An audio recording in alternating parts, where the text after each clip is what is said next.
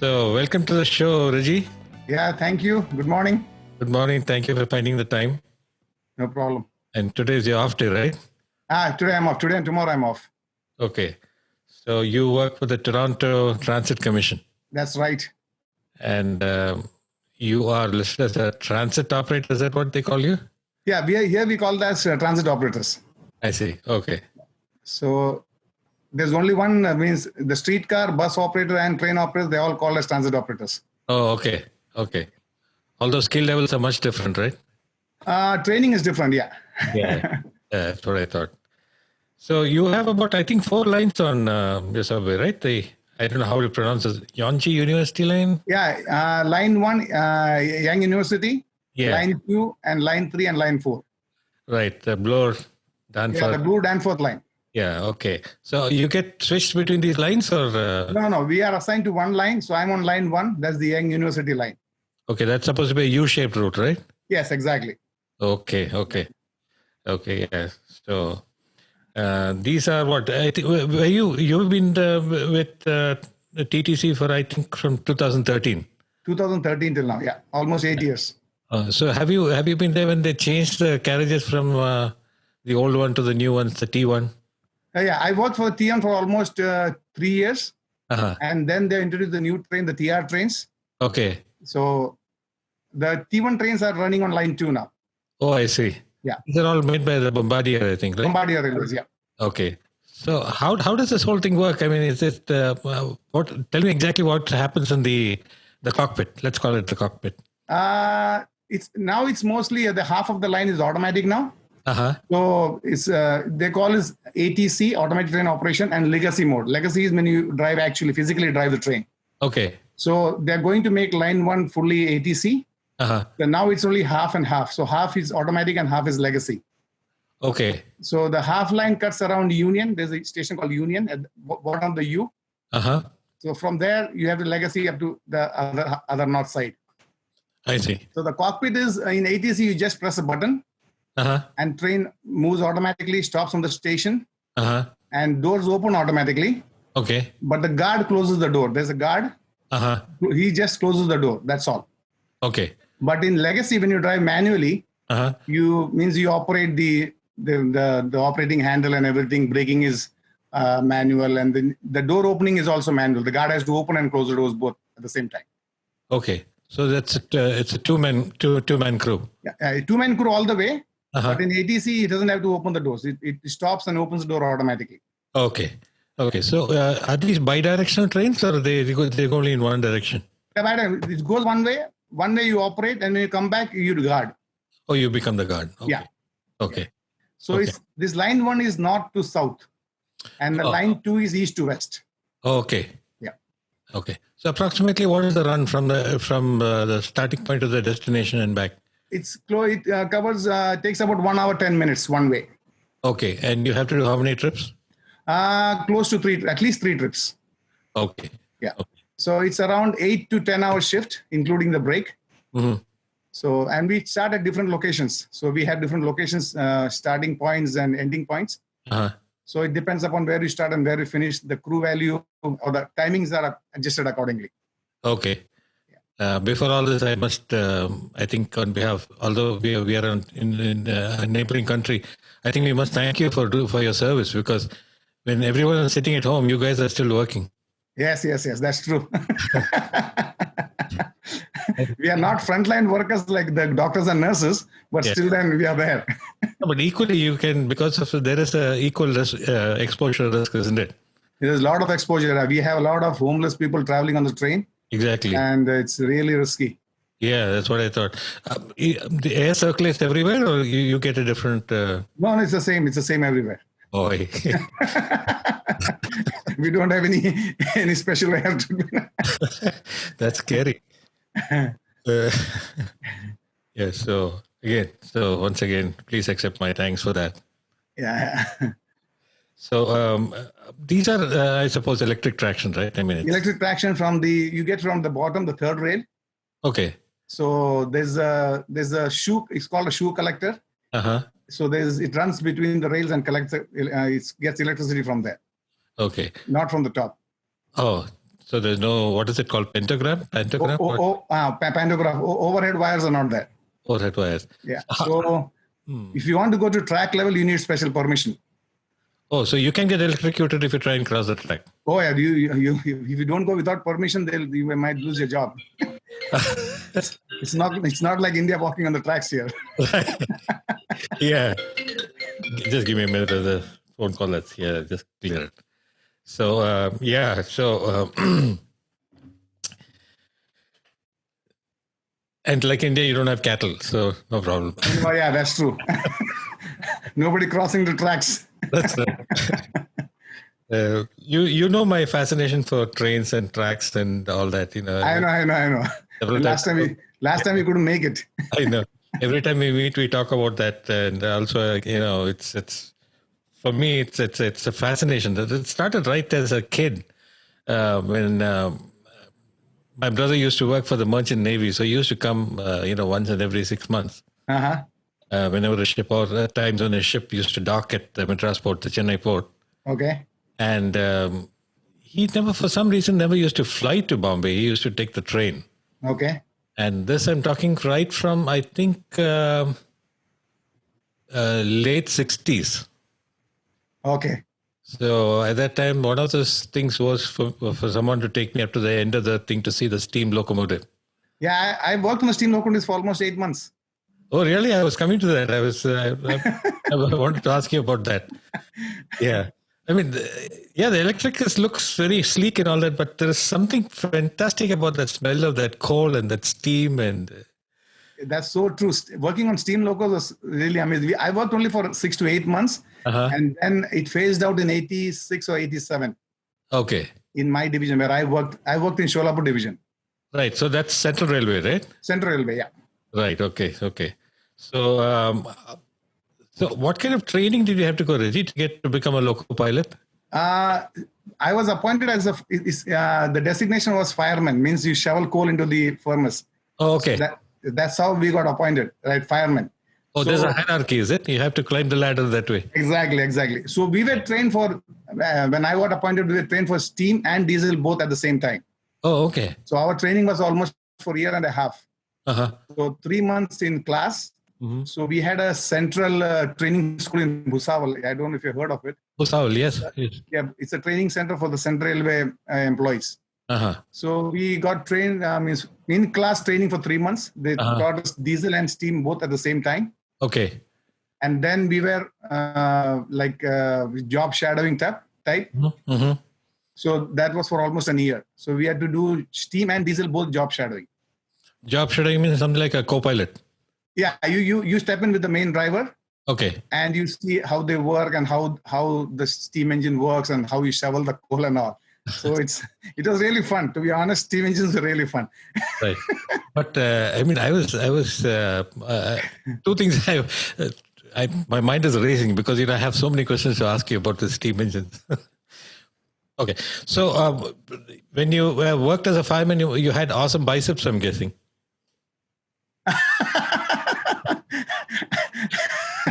I only worked for 6 months. Okay. So when the train passes through some hot places, like for example Andhra and places like that, when it's about even the outside temperature about 45, and you're sitting next to a huge fire, how does it feel?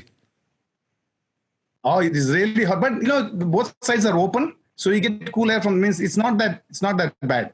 It's not that bad. Oh, wow, okay. No, it's not that. Only when you stand near the furnace, if you're shoveling coal inside, it's really hot. Otherwise, if you stand on the side, it's not that bad. Oh, I see. Okay. And let me ask you about this dead man's handle, as they call it. So do you have that in the steam locomotives and the electric and diesel and everything? Diesel we had. Steam, I don't remember we had a dead man's handle. Steam we had. Diesel we had. I see. Okay. Yeah. So steam, how do you, can you get really, do you have to steer anything, or is it all done by the people in the switch houses? There's no steering because all the switches are managed by the station masters. Okay. So it's just like normal train operation. We just have to follow the signals. I see. Yeah. So those times we had these arm signals. The arms that go up and down. Correct. Yeah. So those were the signals we had at that time. Okay. And then gradually they switched to these color light signals. Okay. So we just have to drive the train, and then as per the signals, we have to obey the signals and go through. That's it. So accelerate and brake. Yes, exactly. Okay. And there used to be this hoop made out of cane that used to be passed. Yeah. What is that? Well, tell me about it. That's like permission to go to the next station. So it's called a ball token. Ball token. Yeah. So what is in that big ring? There's a small ball in the pocket where the handle is. Okay. So the station master, he gets permission for the train to go to the next station. So two station masters communicate. Okay. So when the next station master gives the permission that the line is clear, he operates a block. It's called a block instrument. Okay. So he operates the block instruments, and when he operates it and the line is clear, the station master on the previous end gets a ball from his machine. Okay. So that ball, he takes it out. He puts it in this big cane handle and gives it to the guy who's called a pointsman. He's a pointsman. Okay. So he's the guy who holds that thing when the train passes by. Okay. So if the train passes by, you have to pick it up at that speed, maybe 60, 65, or 80. I know. Sometimes it really goes through it. Speed, right? We have to wear arm pads for this. For this arm, we have to wear some pads so that when it hits the arm here. Wow. Yeah. So if the train is stopping there, so the pointsman comes and gives it to you at the platform. So it's not a big deal. But if the train is passing through, you have to pick it up. And if you miss that, you have to stop the train, come back and pick it up, and then go. My God.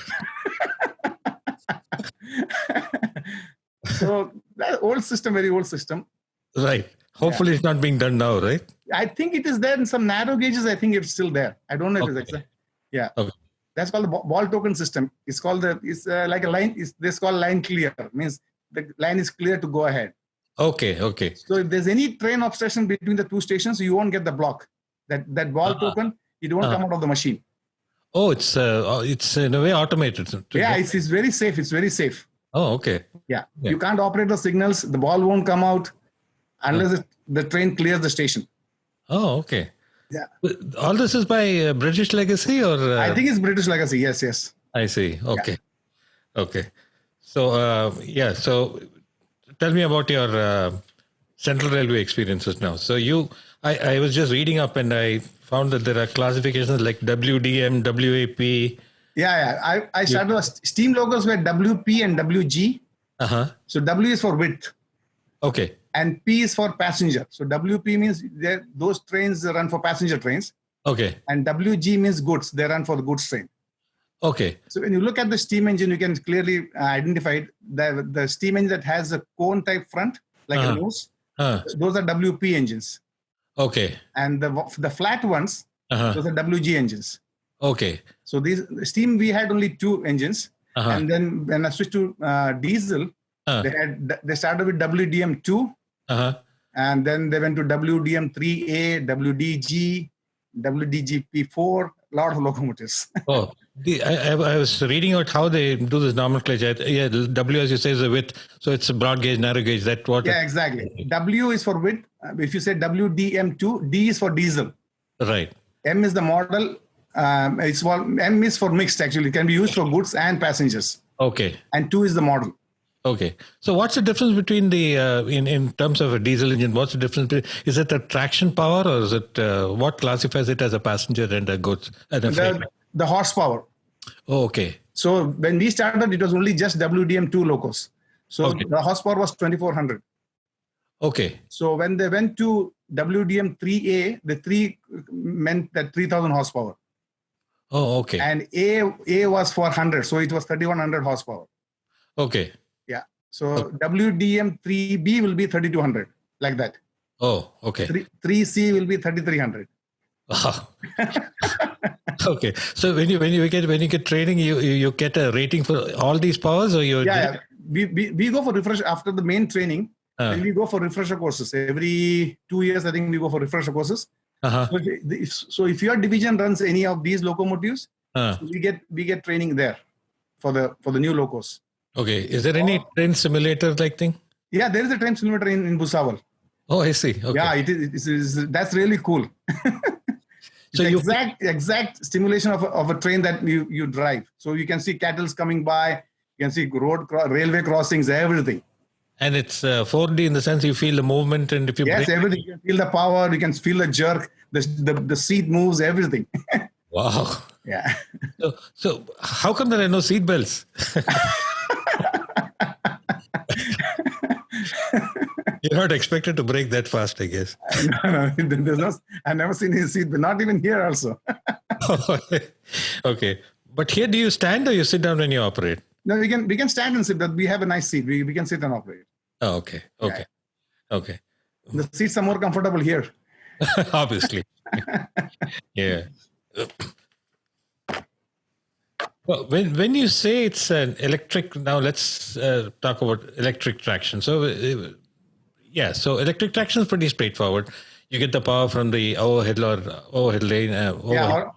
Yeah. And then it drives I'm thinking, I mean, like a layman, I'm speaking like a layman. It probably drives a motor which is onto the wheels. Yeah, exactly. So it's not geared or anything. You don't have like an automobile, first gear, second gear and all that. It's not a gear, it's just typical to a gear. The master control has 3 positions. It's called inch, a series and power. So if you put an inch, it goes slow. Series, it will go a little bit faster, and full power it goes at the max speed. Okay. But then it depends upon the gradients that you're driving to. Okay. Yeah. So, and back means Indian Railways, we had on the diesel locomotives, we had notches. Okay. So first notch. So we had 8 notches on a diesel locomotive. Okay. So as you increase the notches, that speed, it picks up speed. So approximately from first notch to second notch, it would increase by about 10 miles per hour, do you think? Not 10K or 10. Yeah, exactly. Okay. Yeah. So when you put it on the 8th notch, it has the maximum fastest. Maximum, exactly. Okay. But still you have reserve power, right? I mean, you won't go at, if the locomotive is designed to go at say 150, you would probably stop at about 80 or 90 or so, right? Yeah. We all the sections, even here also we have authorized speed for, now it is 75 all over. Okay. So back home we had, when I started it was 100. Okay. And now it's 110, I think.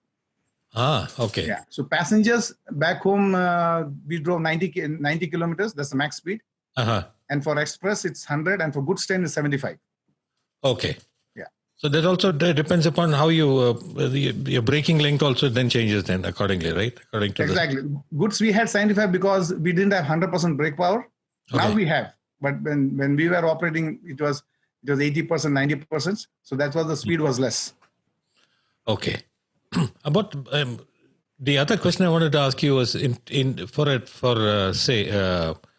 electric traction, as they call it. For the diesel traction. So the diesel engine drives a generator which produces electricity which runs on an electric motor. Or how's it? Yeah, exactly. That's the way it runs. Oh, okay. Yeah. So the diesel engine is not connected to the wheels directly. No. Okay. It has a main generator. And that generates and gives current to the traction motor. We have six axles and 6 traction motors. Oh, so each axle has independent drive. Independent drive, yeah. Okay. It's metal to metal. So what prevents it from slipping? From the tracks? No, the wheels slipping on the track. It's because of the weight of the train, I'm guessing. Because I've seen some of these steam trains, when they start, sometimes you can feel the wheel going and then it's... Yeah. We have wheel slips. It's called wheel slip. Oh, wheel slip. That's the right term. Sorry, I didn't use that term. Yeah, that's a wheel. But in steam, we had more. Because steam engines, all the axles were independent. Means they were driven by the steam thing, right? Yeah.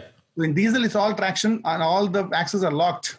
So the wheel slip you'll get wheel slip only if it's a rainy condition or when you're going uphill, something.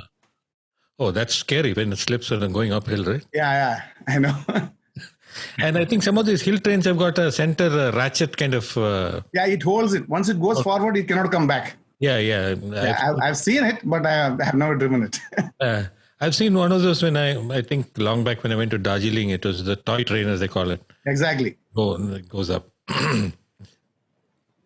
Braking. So I think the train braking system is called Westinghouse braking or something, right? I don't remember the exact name. It's vacuum brake, isn't it? We started with vacuum trains, and now we have air brakes all over. Oh, air brakes means that you have to create a vacuum to prevent the train from braking, or? No, air brakes are air is already stored in a cylinder there. Okay. So when you break it, the air from there goes into the thing. Oh, okay. Yeah. So a lot of these airline pilots, they kind of fly, single engine, small little things. So like that, as a loco pilot, what is your hobby? Do you have model trains at home? I wish I had that. Too expensive. I was telling you, I'm checking online. Just a single small engine costs $400 to $500. My dream is to have one small running in my house. Maybe one day I'll make it. Yeah. I don't know which palace this was. I think it was in some palace in Rajasthan. I think, I don't know, Maharaja India. Madras, India. Madras India's palace. I'm not sure of what the name is. Gwalior Palace, that's it. Yeah. In Gwalior Palace, the dining table is so big. There is a model train that carries... Model train that runs with the food inside. Yeah, I've seen that. You've seen that? Yeah. Wow. That's heights of luxury, huh? Yeah, I don't know if it's still functional, but I've seen a video. Yeah, I've seen it. I've not seen the train working, but I've seen that the train. With silver plates. Yeah. They had a special train called Palace on Wheels running in Rajasthan. Yeah, but that's I think it's extremely expensive. Yeah. Compared to Indian rupees, I think it was 5 lakhs at that time. Yeah. I don't know what's the price now. Yeah, but I guess it's for people. It's a luxury. It's a luxury thing. Yeah. Now I think they have also a Konkan kind of thing running on the coast. Yeah, I don't. Yeah, something like that also. And I do hope you get your dreams of having a small model train, right? Model train. Yeah, very soon. I don't have space here. I live in a condo. Okay. I can't even move around here without without bumping into each other. Maybe. Yeah, thank God you're not, quarantined at home. No. That can be terrible. It will be terrible, I know. Yeah. For that, you need a big room, 10 by room to run all this. Means you have to create the tunnel, the bridges, the natural scenery and all. Right. You need a big room to have it physically running. Right. Yeah, I've got a friend, I showed you a friend in Pune, he does it. Yeah, I saw that. Thank you for sharing those videos. Is there any way we can get those videos and then so I can include it along with this? If you want, I have sent you. Can you add that, or should you want me to send it again? No, I have it. Can I use it? I mean, sure. You can use it. Yeah. Yeah. Just wanted to make sure before I. He's got all those locomotives from England and UK and all. Okay. He's a train crazy guy. Was he also a loco pilot sometime? No, he was not a loco pilot. Okay. No. He's just it's a hobby. Okay. I've got a friend in Sholapur. You won't believe. He's still there. So he comes in the evening around 5:36. He has a store on his own. Means he runs a private business. He buys a platform ticket. He comes on the platform just to see trains come and go for 1 hour, and then he goes home. Wow. I mean, I don't think he's crazy. I think I will do that too. Because evening 6 o'clock to 7 o'clock, we have maximum trains coming and going at Sholapur Junction. So he just comes in, watches all the trains for an hour and a half, and then he goes back. I'm also nutcase like that. The number of videos that are there on YouTube about, complete journeys. Will you believe that? I mean, obviously, when I say complete journeys, I don't mean every minute because it'll be 2 days then. So there are train journeys from, say, Chennai to Dadar, completely documented. Oh, really? Yeah. If you go Chennai to Dadar, the entire... Yes. Holy. Yeah.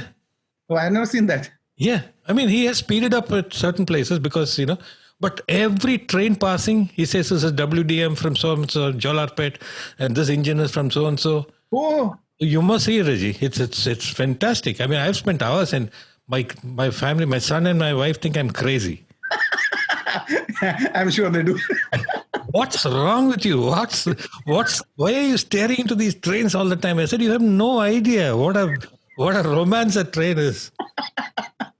A train journey is the most romantic thing that one can think of. Yeah, me too. I've got this is my hobby and this is my passion. I'm telling you. Yeah, you're lucky, man. You've been able to live your passion. I know. I was so lucky to get the same job here. Right.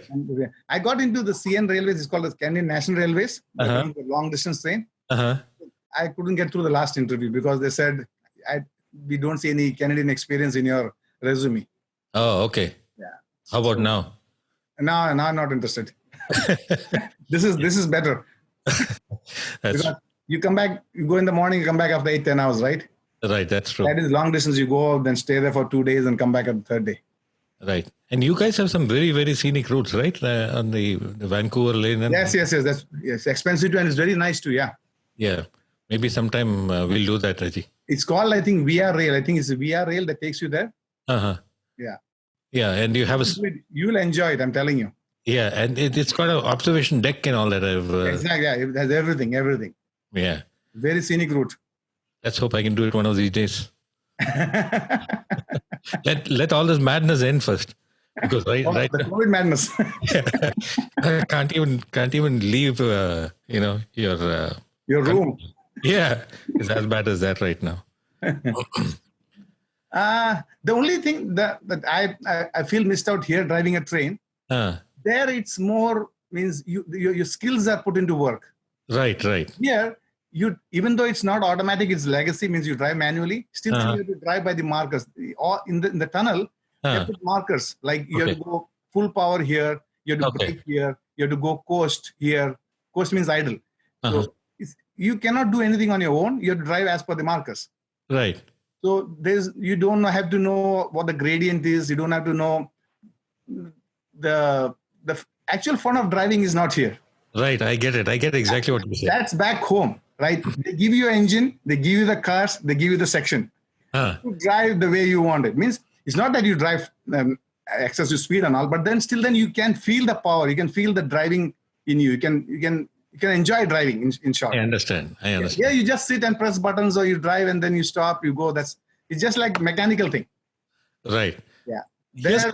Here's something I missed asking you. How was it when you were piloting a train in India?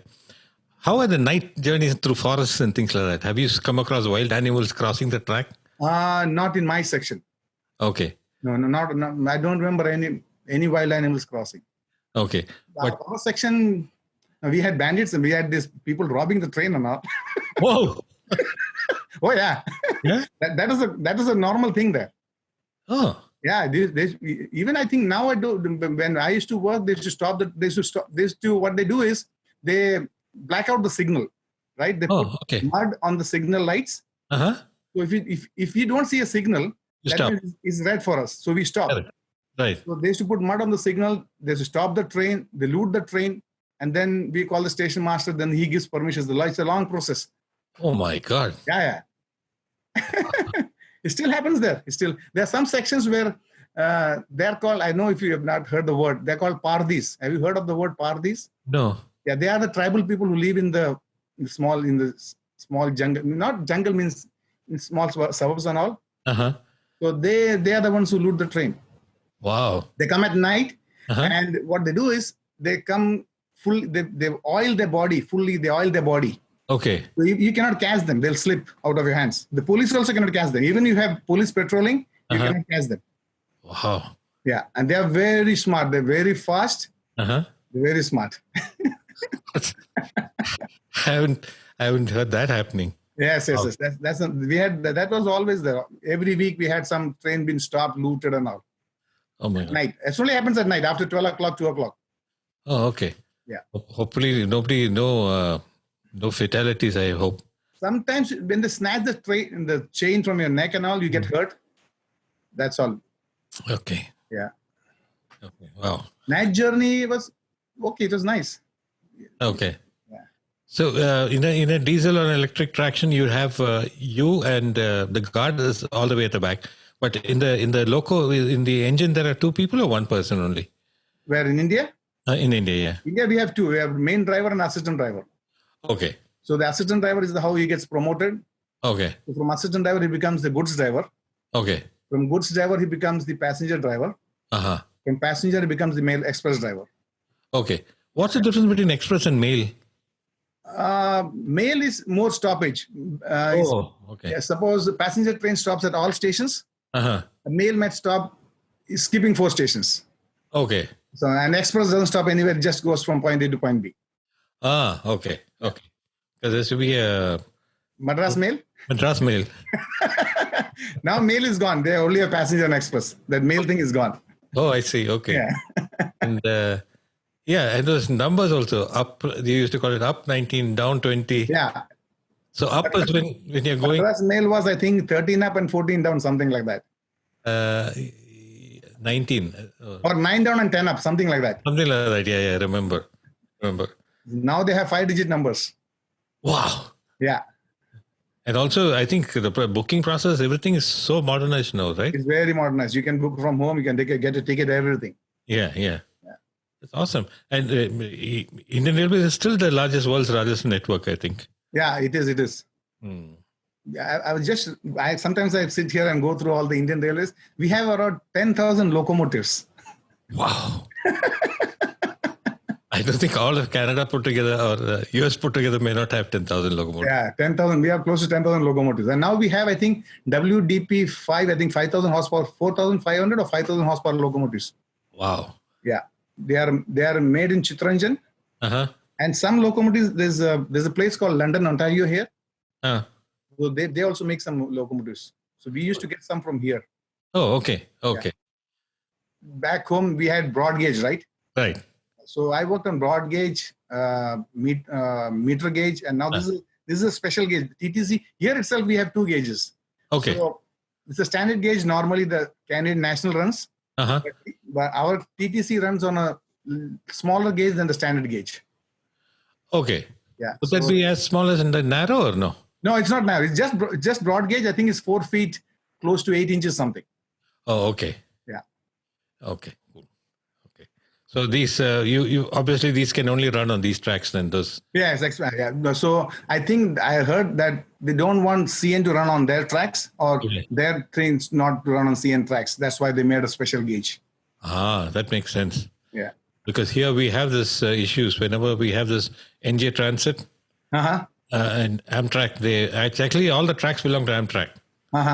And NJ Transit, which is something like your Toronto Transit. Okay. Uses the Amtrak tracks. So that's standard gauge, I think. That's standard gauge. Yeah. But the problem is they always get priority.